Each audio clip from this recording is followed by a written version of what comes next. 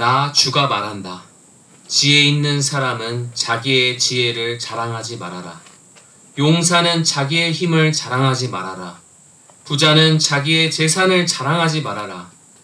오직 자랑하고 싶은 사람은 이것을 자랑하여라.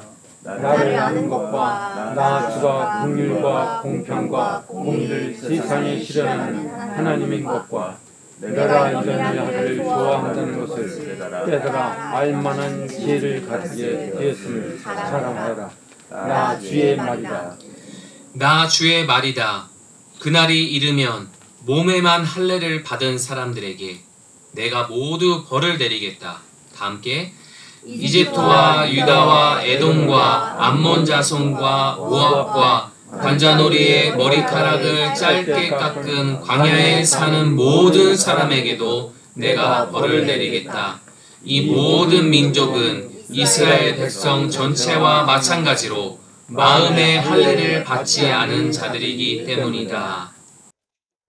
안녕하세요. 네, 그러니까 찬양 때도 잠깐 말씀을 드렸지만 이 기온이 갑자기 변하니까 이 속도가 엄청나게 빠르게 기온이 변하고 있습니다. 이런 환절기 때 더더욱 건강 관리 잘 하셔서 건강 해치는 일 없도록 관리를 잘 하시고, 또 이런 변화 안에서도 하나님의 은혜를 발견해서 우리의 신앙을 더욱 북돋는 그런 저와 여러분 되기를 축원드립니다. 이 한여름 이 뜨거운 시간을 지나면서 이렇게 문두스 세네스치트라는 말이 있거든요. 뭐 라틴어인 것 같은데 세상은 늙어간다라는 말입니다. 예, 세상 늙어간다.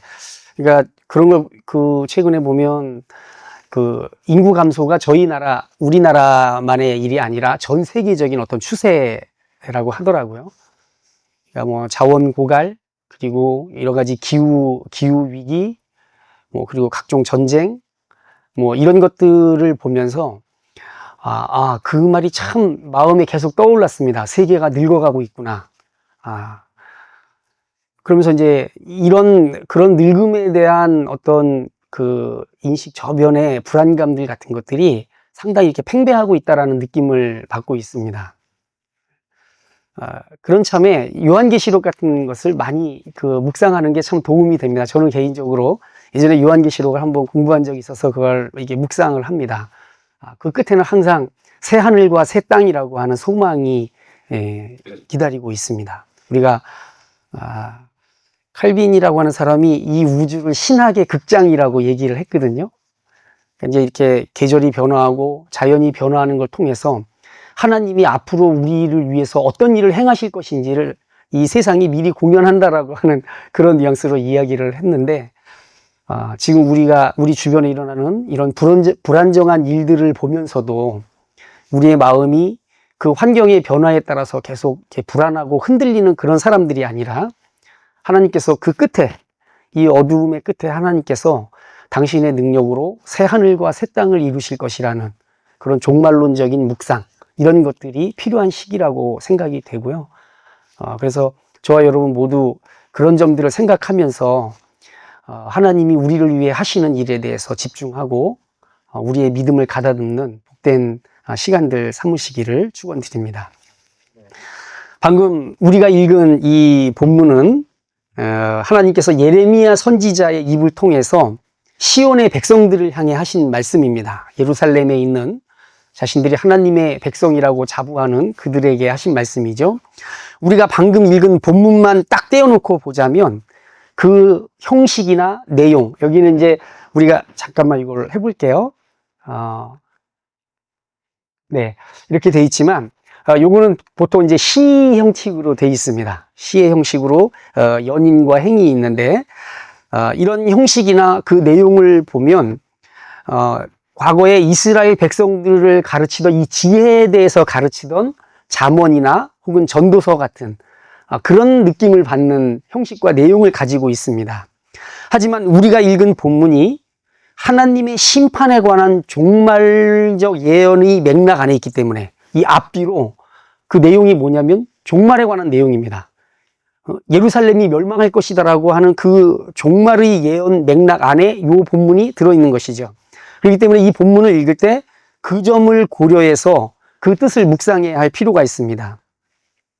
오늘 우리가 읽은 본문이 속해 있는 예레미야서 9장의 전체 분위기는 사실 굉장히 어두운 심판의 그늘이 드리워 있습니다. 우리가 읽은 이 본문의 바로 앞절, 우리가 23절을 읽었잖아요. 22절에 이런 말이 나옵니다. 제가 한번 읽어볼게요. 나 주의 말이다. 너는 이렇게 전하여라. 사람의 시체가 들판에 거름더미처럼 널려 있다. 거두어 가지 않은 곡식단이 들에 그대로 널려 있듯이 시체가 널려 있다. 굉장히 어둡고 굉장히 강렬한 그 묘사죠. 또 우리가 읽은 이 본문의 25절, 죄송합니다. 25절 보시면 여기 나 주의 말이다 이렇게 얘기하고 그날이 이르면 이렇게 이야기했거든요. 그날이 어떤 날이겠습니까? 바로 구약 성경에 나오는 여호와의 날, 하나님의 심판의 날을 가리킵니다. 그래서 저 25절 맨 저 뒤쪽에 보면 내가 모두 벌을 내리겠다 이렇게 얘기하고 있지 않습니까? 그러니까 우리가 읽은 이 본문이 하나님의 심판에 관한 예언의 맥락 안에 위치해 있다라는 것을 말해 주는 것이죠. 이것이 예레미야 선지자가 예루살렘을 향해 하나님의 말씀을 선포하던 시기의 전체적인 분위기이기도 했습니다. 알 수 없는 불안과 두려움이 사방의 안개처럼 깔리기 시작하는 시기였죠. 하나님의 시각에서 세상을 보려고 애를 썼던 이 선지자의 눈에 보이는 게 있었습니다. 그게 바로 예루살렘의 멸망이 다가오고 있었던 겁니다. 여기 이제 본문 26절에 나오는 성경을 좀 읽어보신 분들은 친숙한 세 국가의 이름이 언급되고 있습니다. 여기 이집트와 함께 에돔, 암몬, 모압 이렇게 세 국가의 이름이 나오고 있죠. 이 민족들은 모두 혈통적으로 이스라엘 사람들과 무관하지 않은 민족들입니다. 좀 아시는 분들은 아실 거예요. 이 사람들의 갈래가 다 이스라엘 백성들과 혈통적으로 이렇게 갈라져 나온 족속들이거든요. 그래서인지 이스라엘 사람들이 이 접촉을 꺼리고 멀리 했던 이 세 이방 민족들 안에도 하나의 전통이 있었는데 그것이 뭐냐면 할례였습니다. 이들도 할례를 행했습니다. 할례는 종교적 의미를 갖는 전통이죠. 이것은 자신들이 이게 신께 특별히 구별된 존재라는 표식이었습니다. 그리고 이 구별로 인해 신의 심판으로부터 제외된다라고 하는 그런 표식이 바로 할례였습니다. 왜냐하면 할례야말로 신께서 다스리고 통치하는 그 나라에 사는 백성들의 표식이거든요. 그러니까 마지막 때 심판을 내리면 그 백성들은 살릴 거 아니겠어요? 그래서 그분의 나라에 살겠죠. 이런 의미를 갖고 있었습니다. 그러니까 심판으로부터 자기들을 보호하는 표식의 의미도 있었던 것입니다. 여기 25절과 26절에 등장하는 세 민족, 그리고 심지어는 이집트까지, 그리고 이스라엘 민족은 공통적으로 함께 이 할례의 예식을 행하는 이들이었고, 이것은 이 민족들 모두 자신이 신께 속한 어떤 구별된 민족이라고 하는 그런 이해, 자기 이해, 그리고 그날, 이 심판의 날에 신의 심판에서 제외될 거라고 하는 종교적 신념과 전통을 갖고 있었다는 걸 말해주는 것입니다.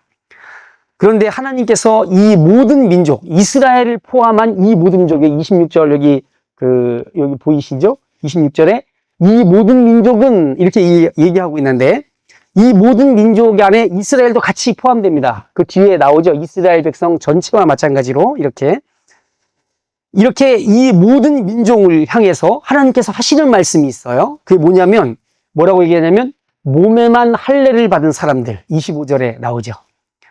그리고 이게 몸에만 할례를 받은 사람들이라는 말이 좋은 말이겠어요? 아니면 약간 비난조의 말이겠어요?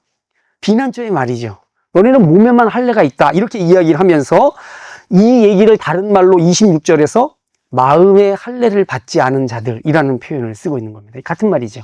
몸에만 할례가 있고 마음에는 할례가 없는 자들이라고 말합니다. 여기 이 몸의 할례, 마음의 할례라는 개념은 구약성경 신명기서에서 등장하는 표현입니다. 특별히 로마서 2장에서 사도 바울이 이 부분을 해설을 하거든요. 율법의 준행이라는 관점에서 몸의 할례와 마음의 할례를 해설을 합니다. 하나님 앞에서 진정한 할례라는 것은 그분의 계명을 행하는 것이다. 하나님을 기뻐하고 그분의 뜻을 기꺼이 따르는 것이야말로 육체의 할례의 여부와 관계없이, 그 할례를 했건 안 했건에 관계없이 진정한 의미의 할례가 바로 하나님의 계명에 기꺼이 순종하고 따르는 것, 그분을 기꺼워하는 것, 이것을 가리켜서 마음의 할례라고 사도 바울이 말했던 것입니다. 그러니 이걸 여기에 대입해 보면 분명하게 나오는 거죠. 이 민족들은 몸에만 할례가 있지 그 마음과 뜻 안에 하나님을 사랑하고 그분의 뜻을 기꺼이 행하고자 하는 그런 게 없는 거예요. 그래서 여기 이 유대인들이 그렇게 혐오하고 꺼려했던 이방 민족과 더불어서 유대인 전체를, 이스라엘 전체를 가리켜서 너희는 몸에만 할례가 있는 자들, 마음의 할례를 받지 않은 자들이라고 말하고 있는 것입니다.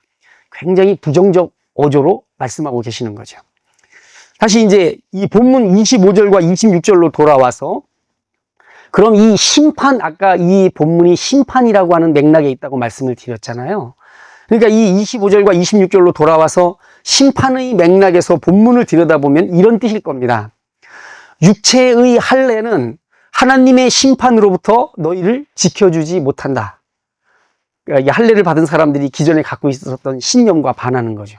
육체의 할례는 너희를 심판으로부터 보호하지 못한다.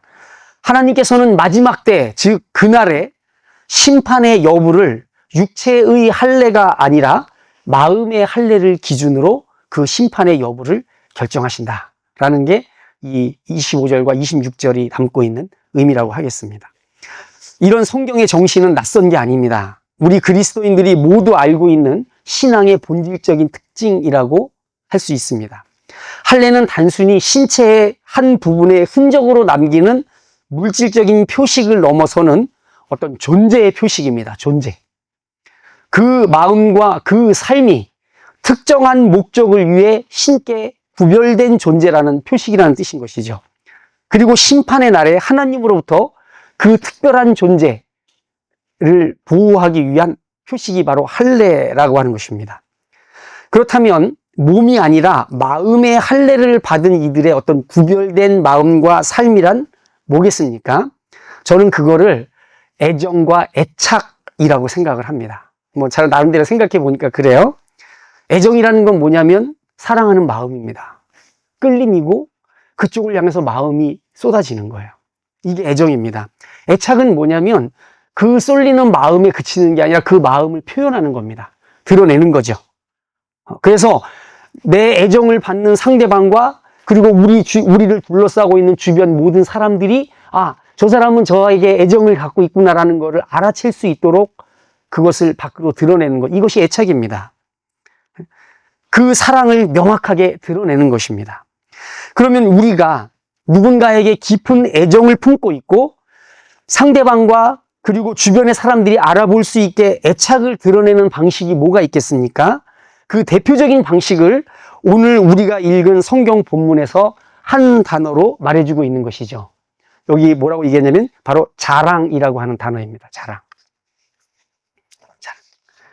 저는 이런 이해를 가지고 이제 23절과 24절을 살펴보려고 합니다. 그리고 본문에 대한 묵상을 통해서 오늘날 우리가 하나님 앞에서 어떻게 심판의 날에 보호를 받고 구원을 받을 그런 구별된 존재로 살 것인가에 대해서 함께 생각해 보려는 겁니다.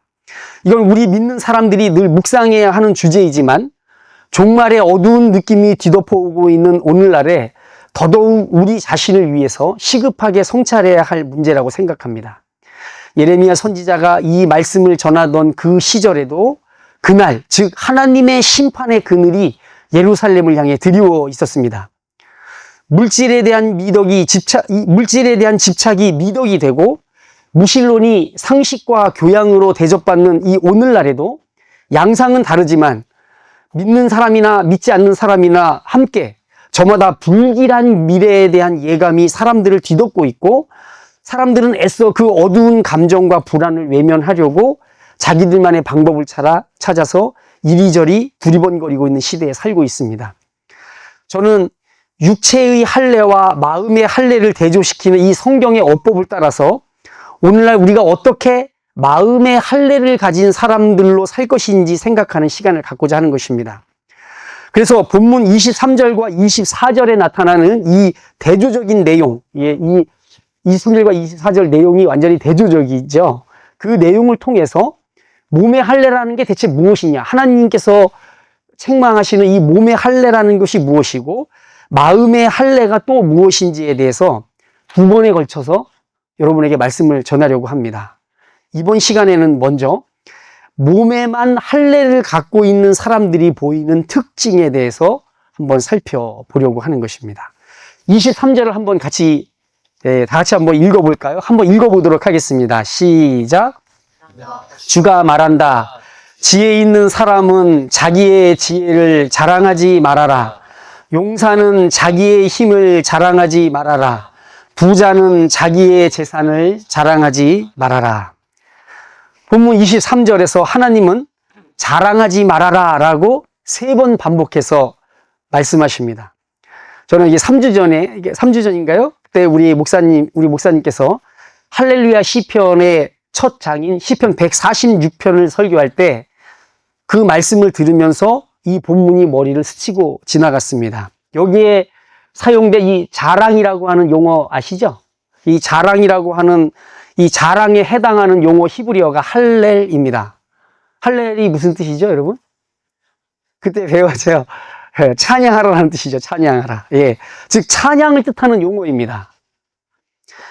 자랑이라는 게 뭔가요? 이게 자랑은 이게 떠벌리지 않으면 견딜 수 없게 만드는 뭔가를 소유하고 있는 사람에게서 나타나는 아주 본능적이고 자연스러운 현상입니다.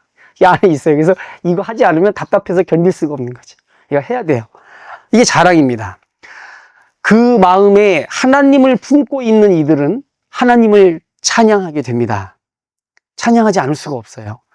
그런 의미에서 찬양은 일종의 흘러넘침이라고 표현할 수 있겠습니다. 그죠? 우리의 마음에 사랑이 고조되면 그것이 밖으로 흘러넘친다 라고 하는 어느 자유주의 신학자가 이야기를 했었는데 찬양은 그런 것입니다. 우리 안에 하나님이 계시면 그것이 밖으로 흘러넘치는 것이죠. 이런 관점에서 보면 찬양에 사용된 이 할렐이라고 하는 용어를 자랑으로 번역한 게 상당히 자연스럽게 느껴지기도 합니다. 우리는 어떤 대상에 대한 깊은 애정과 애착을 가질 때 직접적으로, 우회적으로 그 애착을 드러내는 방식 중에 하나가 자랑인 것이 보통입니다. 성경은 이와 같은 자랑을 찬양과 같은 의미로 본다는 점을 우리가 한번 생각해 볼 필요가 있는 것이죠. 찬양은 종교 행위의 하나인데 이 본문의 번역을 통해서 성경이 우리의 일상과 종교를 구분하지 않는다라는 점을 우리가 알 필요가 있다라는 것입니다. 성경은 우리의 일상 안에서 우리의 종교를 추출해내는 시각을 갖고 있습니다. 그래서 그대의 습관적인 자랑이 그대의 진짜 종교가 무엇인지를 말해준다라는 통찰을 성경이 우리에게 보여주는 것이죠. 우리가 자주, 많이, 때로는 의식적으로, 때로는 불식간에 무언가를 자랑하는 동안 우리는 그것을 찬양하는 종교 행위를 하고 있다는 뜻이 되는 것입니다. 그럼 이 본문 23절을 우리가 문자 그대로 읽자면 자기 지혜를 찬양하지 말아라. 자기 힘을 찬양하지 말아라. 자기의 재산, 자기의 부저, 자기의 부를 찬양하지 말아라가 될 것입니다. 여러분 어떻습니까? 이거 굉장히 오래된 얘기죠. 2600년 전 그때 나왔던 말입니다. 여러분 어떻습니까? 성경에 이런 충고가 2600년 전에 이런 이야기를 한 성경의 충고가 굉장히 생소하고 오늘날과 현실성이 좀 떨어지나요? 그렇지 않습니다. 저와 여러분 우리가 삶 가운데서 계속해서 접하는 일상이 바로 이겁니다. 날마다 우리는 일상에서 자기가 지혜롭다고 생각하는 사람들, 자기가 꽤 힘이 있다고 생각하는 사람들, 그리고 자기가 꽤 가진 게 좀 있다고 생각하는 사람들을 날마다 만납니다. 이들은 사람들 사이에서 도드라지게 자기 존재감을 과시하는 그런 사람들입니다. 어떤 모임에서건 사람들과의 교제가 있는 곳에서 대화를 나누다 보면 뭔가 어떤 시발점이 생기죠. 그래서 은근한 경쟁심과 질투심이 자극이 되면 사람들은 이 세 가지를 놓고 경쟁하듯 자랑하는 일이 다반사인 것입니다. 나 자랑. 근데 나 자랑을 노골적으로 하면 그러니까 내 자식 자랑. 근데 내 자식 자랑도 너무 좀 그렇다 그러면 내 친척 자랑. 친척이 아니면 내 친구 누구. 아니면 내 선후배 누구가 뭐 어느 학교를 나왔는데 어디에 취직을 했는데 어느 연구소에 들어가고 아니면 이번에 어디 관직에 들어가고 아니면 연봉이 어느 정도 되고 하는 그런 말들을 하는 거죠. 어느 사업을 하고 하는 그런 말들을 그냥 흘리듯이 그렇게 이야기하는 속에서 우리는 지혜와 힘과 부를 자랑하는 말들을 홍수처럼 듣는 시대에 우리가 살고 있는 것입니다. 멸망의 그늘이 짙게 드리워지고 있는 예레미야 시대에도 이것이 사회의 아주 두드러진 특징이었는데 똑같이 변함없이 오늘날에도 이것은 여전히 지속되고 있는 현상인 것입니다. 그래서 나중에 한번 찾아보세요. 예레미야 6장에 보면 예레미야가 귀의 할례라는 말을 쓰거든요. 귀의 할례. 귀의 할례라는 말은 하나님의 말씀을 들을 수 있는 귀를 말하는 거죠. 그런데 그 귀의 할례에는 다른 말도 있는 거예요. 그게 뭔 말이냐면 우리가 듣지 말아야 할 말을 듣지 않는 능력도 귀의 할례에 해당하는 것입니다. 스데반이 사도행전 7장인가요? 거기서 이야기합니다. 마음과 귀의 할례를 받지 못한 이들이라고 유대인들을 강렬하게 비난하는데 우리 모두 오늘날 이 귀의 할례가 필요한 사람들인 거죠. 왜 그렇습니까? 지혜와 힘과 부를 자랑하는 이 말들을 홍수처럼 듣는 시대에 우리가 살고 있기 때문에 그런 것입니다. 사람들은 자기 가치를 입증할 만한 것을 추구하는 일에 매진합니다. 내가 누구인지를 이렇게 보여주는 것이 우리의 삶의 열정의 한 동인이죠. 내가 갈망하는 것, 오늘날 같은 사회 안에서 나를 정말 나답게 만들어주는 거라고 생각하는 그것을 늘 마음에 두고 생각합니다. 그것이 흘러 넘쳐서 그것을 찬양하는 사람이 되는 것입니다. 하지만 그것이 있을 때에는 만족과 평안 그리고 자신감이 생기는 것과 달리 그것이 나한테 없다고 느낄 때 불만족과 불안 그리고 우울감에 사로잡힙니다. 하나님은 심판의 문 앞에 서 있는 이 시온의 성도들을 향해 간곡하게 말씀하십니다. 그것들이 너희들의 신앙이 되지 않도록 주의해라. 그것들을 찬양하며 사는 습성에 빠지지 않도록 깨어 있으라. 왜냐하면 너희가 불안을 느끼고 있는 그 진짜 불안의 실체, 즉 하나님의 심판의 때 그 세 가지를 너희가 아무리 자랑하고 찬양하며 산다 할지라도 그것들이 너희를 결코 구원해 주지 못한다라는 것입니다. 그렇기 때문에 깨어 있으라 라고 하는 것이죠. 그러면 이제 이 자랑의 다른 특징이 있다면, 여기 나오는 이 세 가지 자랑의 다른 특징이 있다면, 우리가 이 자랑거리에 집중하게 될 때 우리는 우리가 이미 가지고 있는 다른 것들에 대한 관심을 잃어버리게 된다는데 이 자랑의 또 특징이 있습니다. 그러니까 이런 거죠. 정말 사랑하는 사람이 생기면 다른 사람이 별로 눈에 들어오질 않는 겁니다. 제가 제 아내를 사랑하는 마음이 드니까 다른 사람들은 눈에 들어오지도 않더라고요. 뭐 김태희도 소용없어요. 우리 아내는 우리 성주자매면 됐습니다. 눈에 안 들어오는 거죠. 내가 이미 가지고 있는 거, 만일 그게 없으면 내 존재의 의미에 진짜 큰 구멍이 날 만한 것들이 이미 내게 있는데 이 자랑하는 것들에 시선이 꽂히면 다른 것들, 나한테 이미 있는 것들이 눈에 잘 들어오지 않는 겁니다. 이와 관련해서 우리가 전통적이고 사회적인 어떤 격언이나 충고들이 있죠. 뭐 돈을 잃으면 적게 잃는 것이요.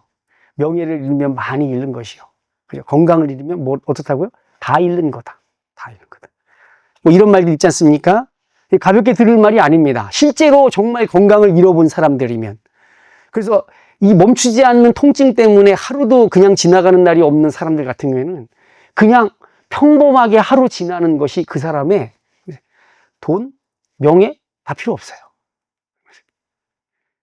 그런 거죠. 돈과 명예를 따라 쉼없이 달렸던 그 삶이 일종의 낭비처럼 허무하게 느껴지곤 합니다. 그것들을 쫓느라 내가 돌보고 가까이 했어야 할 내 소중한 사람들을 잃게 되면 그 나머지 것들이 무슨 의미가 있는 거죠. 이게 합당한 비유인지 모르겠는데 갑자기 그게 떠오르네요. 예전에 어느 목사님이 상담하러 온 그 여성분이 그런 얘기를 하더래요. 남편이 IMF 때 직장이 날라갔어요. 은행원이었는데 날라갔어요. 그때는 막, 야, 이거 이제 어떻게 사나? 이렇게 막 고민을 했답니다. 근데 시간이 지나고 좀 살만해지니까 남편이 바람을 핀 거예요. 그러니까 드는 생각이 내가 왜 사나? 그런 생각이 들었답니다. 그런 거죠. 그런 거죠. 어떻게 사느냐 하는 고민보다 내가 왜 사냐, 내가 왜 사나 하는 고민이 훨씬 더 위험한 현상입니다. 왜냐하면 훨씬 더 중요한 것이 무너졌기 때문에 그런 것이죠. 그런 것입니다. 우리가 다른 것들에 집중하면 정말 소중하고 중요한 것들, 내 옆에 있는 것들, 이미 내가 가지고 있는 것들을 발견하지 못하고 그것들을 아무것도 아닌 것처럼 생각하는 그런 오류에 빠지게 된다는 것입니다. 그런 의미에서 우리는 내가 살아가는 일들, 아침에 일어나서 가족의 얼굴을 보고 밥을 먹고, 반찬이 몇 개인지는 중요하지 않아요. 밥을 먹어야 돼요. 신을 신고 문 밖에 나가고 사람을 만나고 일을 하고 기쁨과 슬픔을 겪고 그것을 사람들과 나누는 이 모든 일이 이 생명이라고 하는 기반 위에서 일어나는 것이고, 그 생명이야말로 내가 임의로 저장하거나 벌어들일 수 없는 선물이라는 사실을 우리가 쉽게 잊고 지내게 됩니다. 그런 의미에서 생명은 결코 자기의 재산일 수 없는 겁니다. 여기 23절에 자기의 재산을, 여기 자기의 이 세 번 나오잖아요. 그죠? 생명은 결코 자기의 재산이 아닌 거예요. 그거는 선물인 겁니다. 그런데 우리의 모든 삶의 기반이 다 그 위에 올라가 있는 겁니다. 근데 이 부분을 잘 생각을 못 하는 거죠. 생명은 그냥 원래 있는 거라고 생각을 하는 것입니다. 마치 공기처럼 말입니다. 그러나 그것은 우리가 흔히 말하듯이 진짜 중요한 것들은 내 것이 아니라 다 하나님이 나에게 주신 하나님의 재산인 것입니다. 우리가 자기의 것들을 자랑하는 일에 집착할 때 내 것이 아닌 것, 내게 거저 주어진 선물들이 보이지 않게 되고 당연히 거기 안에서 감사하는 마음이 사그라들게 되는 것입니다. 그래서 이 자랑을 많이 하는 사람은 감사를 안 해요. 특징이. 그래서인가요? 사도 바울이 디모데에게 보낸 편지에서 우리가 먹을 것과 입을 것이 있은즉 족한 줄로 알 것이다 라고 했던 이유도 여기에 있는 게 아니겠습니까? 그냥 궁핍하게 겨우겨우 먹고 살아라 이 얘기가 아니라, 이게 아니라 정말 중요하고 소중한 것들을 발견할 수 있는 눈을 유지하는데 먹고 입는 것이면 충분하다라고 말하는 것이죠. 그래서 감사가 사라지지 않도록 우리에게 자족하는 마음을 기르라고 사도 바울이 말하고 있는 거 아니겠습니까? 우리 믿는 이들이 경험적으로 알듯이 감사는 만족을 노래하는 찬양이지만 본문 23절에 나오는 이 자랑은 갈증을 일으키는 찬양인 것입니다. 그럼 자랑과 더불어서 생각할 점이 또 하나 있습니다. 내게 온 선물들, 소중하고 가치 있는 것들이 눈에 들어오지 않고 다른 것들이 자랑거리가 되고 갈망의 대상이 되는 이유는 그것들을 추구하는 나의 본능을 넘어서서 사회적 압력이 영향을 끼치기 때문일 겁니다. 사회적 압력. 내가 살아가고 있는 세상이 온통 그것을 중요시하고 추구하기 때문에 나도 덩달아 그것을 중요하게 여기고 추구하는 겁니다. 예레미야 선지자의 입을 통해서 쏟아지는 이 심판 선언들이, 그리고 그 심판 때에 일어날 이 살풍경이, 이 살풍경에 대해서 이것은 지역적인 사건이 아니라 그 배경이 굉장히 광범위하다라는 것을 이야기하고 있습니다. 이것은 다시 말해서 개인적인 심판, 부분적인 심판이 아니라 전체가 심판을 받는 겁니다. 한 세대가, 한 시대가 전부 심판의 대상이 되어 파국적 결말이 온 세상을 휩쓰는 장면이 예레미야의 심판 이야기입니다. 이것은 우리가 처해 있는 현실을 자각하도록 만드는 도전입니다. 한 사람의 개인의 잘못을 따지는 이런 정도가 아니라 우리의 온 시대가 악을 향해 치닫고 있다는 사실을 깨달으라고 우리에게 경각심을 주는 것이죠. 우리가 심판의 세대, 심판의 시대 안에 살고 있다라고 하는 자각입니다. 그렇기 때문에 우리 시대, 우리 세대가 함께 공의 추구하는 것들에 대해서 항상 의심의 시선을 던질 줄 아는 것이 그리스도인의 능력인 것입니다. 생각 없이 그것들을 함께 추구하면서 신앙생활과 그리고 세상의 추구를 한 몸에 가지고 함께 나가는 것, 이것이야말로 마음의 할례가 없는 이들의 특징인 것이죠. 우리가 놓여있는 상황은 전체적으로 하나님의 심판을 불러들이고 악을 추구하고 있는 사회라고 하는 사실에 대한 자각을 해야 된다는 것이죠. 우리 개개인은 전체의 한 일부로서 자기 정체성을 찾으려고 하는 성향을 보입니다.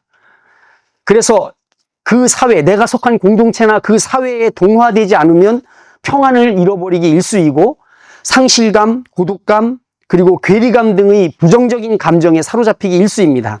내가 이 추세를 따라가지 못하면 잊혀지는 사람, 나고자라고 하는 두려움이 깔리게 되죠. 때문에 이 시대가, 이 세상이 중요하게 여기는 것들을 나도 중요하게 여기게 되고 그것들이 절대적으로 필요하다라고 하는 절박한 마음에 사로잡히게 됩니다. 세상이 자랑거리로 삼는 걸 나도 자랑하지 못하게 되면 우리는 불안하고 두렵고 그리고 심지어 고독해집니다. 하나님이 나를 돌보시는 목자라고 하는 신뢰가 서서히 말라갑니다. 버림받은 것 같은 소외까지 느끼게 되죠. 세상이 그토록 중요한 것으로 설정해준 그것들이 없이는 나는 추락하게 되고 심지어 지옥을 경험하게 된다는 생생한 현실만이 눈에 들어오게 되는 것입니다. 상상만 해도 공포스러운 이 압력은 자족하는 마음을 어리석은 마음으로, 자족하는 마음? 그거 야망도 없고 삶에 열정도 없는 사람들, 루저들이나 갖는 생각이라고 폄하하는 것이죠. 심지어 자존감이라고는 없는 상태로 격화시켜 버립니다. 그곳에 천국은 존재하지 않습니다. 천국은 그냥 성경에 나오는 어린 아이들의 꿈과 같은 장소라고 생각을 하게 되는 거죠. 오늘 우리가 사죄의 말씀 가운데 잠깐 나왔던 말씀이 있습니다. 예수님께서는 이 복음서에서 어린 아이들과 같은 이들이 소유하는 것이라고 천국을 파격적인 개념으로 설명하셨습니다. 고대 당시에 이 어린 아이들은 굉장히 사랑스럽긴 해도 거의 사람 취급을 이렇게 취급도 안 했는데 예수님은 그 아이들을 부각시킨 거죠. 천국은 바로 이런 이들의 소유다라고. 천국은 어린아이와 같은 겸손과 순종의 마음을 가진 이들을 위한 영토다라고 예수님이 복음서에서 말씀하셨습니다. 저는 예수님의 이 말씀을 통해서 천국을 이렇게도 이해합니다. 저 개인적으로 세상에 살면서 어른인 척하는 사람들이 중요하다고 말하고 강조하는 것들이 그다지 중요하지 않은 곳이 바로 천국이다라는 것입니다. 예수님의 비유에서 천국을 소유하게 될 어린이들의 겸손 안에 바로 이런 게 있는 거죠. 그 겸손의 실체가 뭐냐? 사람들이 중요하다고 강조하는 게 별로 중요하지 않은 거예요. 그리고 자기들이 중요하게 여기는 게 따로 있는 겁니다.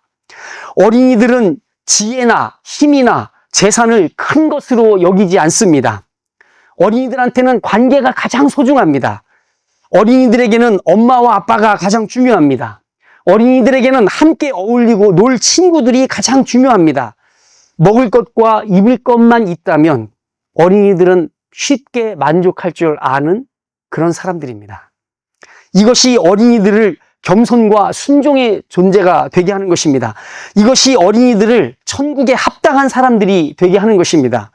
어린이들은 간신히 끼니를 때우고 헤어진 옷을 걸치더라도 애정을 느끼게 하는 부모와 친구들만 있다면 전쟁의 폐허 속에서도 뛰놀 수 있고 꿈을 꿀 수 있고 상처 입지 않을 수 있습니다. 저 어린 시절 생각만 해도 그래요. 너나 나나 다 그 옷을 거지같이 입고 다니니까 그게 입는 게 그렇게 크게 중요하게 생각이 안 드는 거죠. 먹는 거요?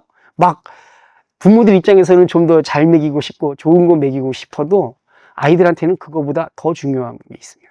좋은 거 먹을 땐 좋지만 대충 먹어도 끼니만 때울 수 있으면 아이들한테는 훨씬 중요한 것들이 있기 때문에 그것들이 그렇게 중요하지가 않아요. 그들의 동요 속에는 부모를 노래하고 친구를 노래하고 자연을 노래하고 그리고 꿈을 노래합니다. 이게 생명이 하는 일인 것이죠. 생명. 반대로 지혜와 힘과 재산에 대한 자랑은 모두 죽어가는 이들이 부르는 찬양입니다. 더 이상 하나님을 향해 발돋움할 수 있는 생명이 고갈되어 있는 존재들이 부르는 죽음의 노래가 그들의 자랑인 것입니다. 그것이 죽음의 노래인 이유는 그 노래들이 심판을 불러들이는 노래이기 때문에 또 죽음의 노래인 것이죠. 이제 말씀을 결론 내야겠습니다. 우리 농산 교회가 몇 주 전 설교를 통해서 들었던 시편 146편 1절, 할렐루야 시편의 첫 장이었던 146편 1절은 이렇게 말합니다. 내 영혼아 주님을 찬양하여라로 시작을 합니다. 할렐루야 내 영혼아 주님을 찬양하여라 이렇게 시작합니다. 그런데 이 말씀은 내 영혼아 주님 아닌 것들을 찬양하지 말아라 라는 말로 대체할 수 있는 말입니다. 2절의 마지막 부분에 내 영혼은 내 하나님을 찬양하겠다, 내 하나님을 찬양하겠다라고 말하는 이 본문 역시도 나는 하나님이 아닌 것들을 찬양하지 않겠다로 번역해도 무방한 말씀인 것입니다. 본문에서 예레미야 선지자가 명확하게 언급하는 지혜, 힘, 부는, 재산은 시대를 넘어서 하나님을 대신해 사람들의 마음에 찬양의 대상으로 들어앉는 대표적인 것들입니다. 때문에 지혜, 힘, 부, 이 재산은 예레미야 선지자 당시뿐만 아니라 오늘날에도 변함없이 세상이 자랑하고 찬양하는 대표적인 요소들인 것이죠. 예수님께서 공생애의 사역을 시작하시기 전에 마귀와의 싸움에서 물리치신 유혹의 요소들, 그리고 히브리서 11장에서 모세가 버렸던 것들, 이것을 세상에서는 여전히 생명력을 가지고 있는 우상들일 뿐만 아니라 예수 그리스도의 발자취를 따르기로 결심한 그리스도인들에게도 이 세상의 압력으로 인해서 계속해서 영향력을 행사하고 있는 것들입니다. 예레미야 선지자 당시 그리고 그 후로도 오랫동안 유대인들은 할례가 자신들을 하나님께 구별해주는 표식이라고 자부심을 가져왔습니다. 하지만 그들은 몸의 할례가 자기들을 심판으로부터 구원해주지 못한다는 사실을 계속 망각해 왔습니다. 왜 망각했을까요? 마음의 할례가 무엇인지를 생각하지 않았기 때문에 그런 것입니다. 중요한 것은 그들의 몸에 있는 할례의 흔적이 아니라 지금 그들의 입술에서 나오는 자랑, 그들의 입술에서 나오는 찬양, 바로 그것이 그 할례의 진실성을 드러낸다는 사실을 그들은 잊어버렸기 때문에 그런 것입니다. 저와 여러분은 무엇을 찬양하는 사람들인가요? 혹시 다가오고 있는 하나님의 심판으로부터 우리를 구원할 수 없는 헛된 것들을 찬양하며 살고 있는 것은 아닌지 겸손히 되돌아봐야 하는 것입니다. 우리에게 가난하고 무능하게 살라고 말씀하시는 것이 아닙니다. 우리에게 생명이 있고 힘이 있다면 우리는 우리의 삶의 터전에 가서 최선을 다해 살아야 합니다. 그러나 그것으로 인한 결과로 얻어지는 것들을 자랑하고 찬양하는 것, 이것이야말로 마음의 할례가 없이 몸의 할례만 있는 그리스도인들의 초라한 모습일 수 있다라는 것을 오늘 본문을 통해서 우리가 도전을 받는 것입니다. 저와 여러분들이 세상이 끊임없이 압력하는 이 자랑거리들, 너도 그렇게 해야 된다라고 말하는 이 자랑거리들에 대해서 한 걸음 물러나 먹을 것과 입을 것이 있은즉 족한 줄 알라라는 사도 바울의 이 격려를 통해서 진짜 소중한 것들을 찾아내고 삶에서, 그리고 건박하게 내 자신의 삶을 추구하며 살아갈 줄 아는 복된 그리스도인들 되길 주 예수 그리스도의 이름으로 축원드립니다. 아, 네.